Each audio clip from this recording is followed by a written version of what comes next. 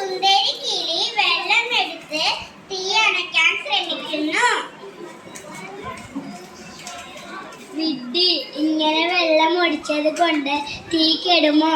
വേഗം രക്ഷപ്പെടാൻ നോക്ക്, അഗ്നി ആളിപ്പടരുകയാണ്.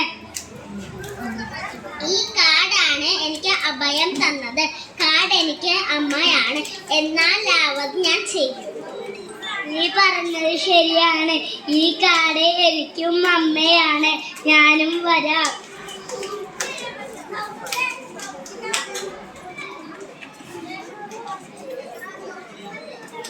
ഞാൻ ഈ വിവരം മറ്റുള്ളവരെയും കൂടി അറിയിച്ചിട്ട് വരാം.